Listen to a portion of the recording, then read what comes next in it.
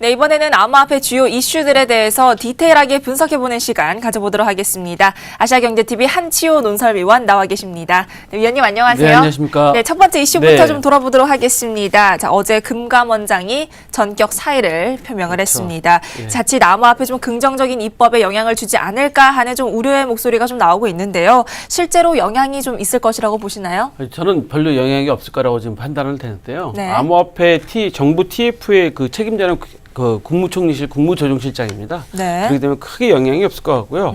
사실 이 뉴스를 저는 일주일 전에 이미 취재하는 과정에서 알고 있었어요. 그래서 어떤 상황까지 예상을 했냐면 네. 금감원장께서 사퇴까지를 갈 수밖에 없다.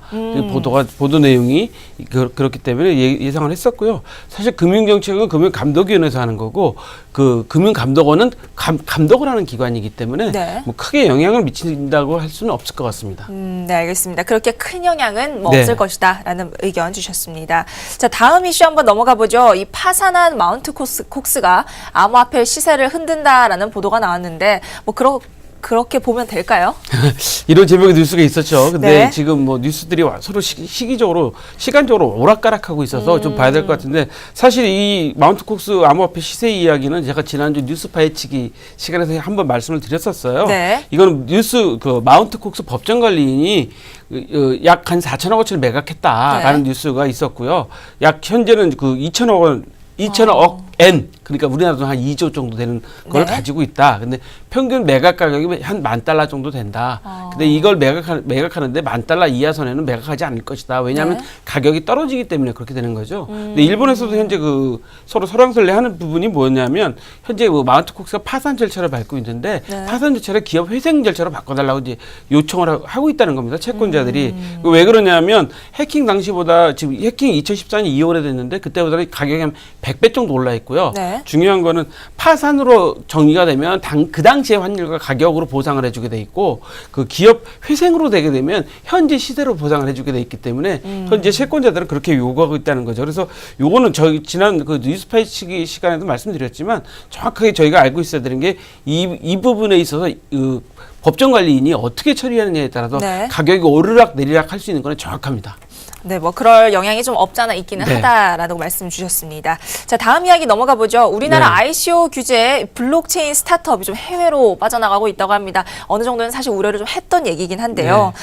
신규 암호화폐는 게다가 우리나라 거래소에서 또 가격이 폭락을 했다라는 네. 얘기도 좀 같이 나오고 있습니다. 어떻게 보시나요? 여기서 이제 많이 우려들 하시는 부분이 우리나라 암호화폐 시장에 ICO를 국내에 금지시켜 버리니까 네. 이제 많은 그 기업들이 해외로 나가서 ICO를 그렇죠. 시도한다 해서 라인이나 카카오도 계획을 발표했고 네. 뭐 직토라는 회사나 현대 BS NCA 같은 회사도 해외에 이미 진출했다고 발표를 했어요. 근데 저는 기술 유출 문제는 그렇게 크지 않다고 봅니다. 아, 왜 그렇게 왜냐하면 어차피 보시나요? 기술 개발하는 건 한국에서 개발하는 기술자들이 개발하는 거기 때문에 거기 나가서 개발하나 네. 여기서 개발하나 기술 개발에 대한 건 크게 차이가 문제 없다. 없다고 생각하는데 네. 사실 저는 걱정하는 게 자본 문제거든요. 왜냐하면 아. 자본이 그쪽 나라로 가기 때문에 그쪽 나라에서 가지고 나와서 우리나라로 들어오기 상당히 어렵습니다.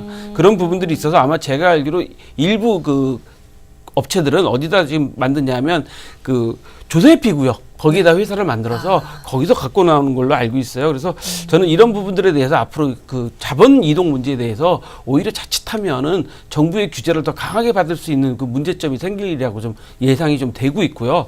두 번째로 이제 우리나라 거래 사이트에 올라오는 암호화폐들이 가격이 급락하고 있다는 건데 이 문제는 두 가지로 봅니다. 일단은 그 거래소들이 신뢰성을 쌓으려면 어떤 코인을 선정할 것이냐를 좀 명확하게 선정 기준이 있어야 될 것 같아요. 그렇죠. 근데 거기에 대한 기준이 아직 좀 확실하지가 그렇죠. 이제 않죠. 최소한 그 자체 거래소만이라도 명확한 기준이 있어야 그걸 우리 투자자들이 신뢰를 하는 거거든요. 네. 우리 증권거래에서도 엄격한 기준에 따라서 그렇죠. 코스닥으로 가느냐, 거래소로 상장하느냐가 결정되기 때문에 그 명확한 기준이 좀 있어야 될 것 같고요. 그다음에 이 ICO 과정 같은 게 미공개돼 있어요. 그러니까 투자자들의 많은 자료를 드려야 되는데 그러지 못하다 보니까 투자자들이 처음에 예를 들어 거래소에서 올라오더라도 이거를 네. 이제 가격이 급락할 수밖에 없는 거죠. 예를 들어 우리가 주식을 상장한다고 하면 이미 다 모든 자료를 다 공개하지 않습니까? 회사의 발전성이나 뭐 재무 자료를 다 공개하고 올라오는 거기 때문에 큰 적이 없는데 네. 현재 암호화폐 자체는 이 선정 기준이나 그 공개 과정이 없기 때문에 이런 어려운 점이 있어요. 그래서 이 부분은 우리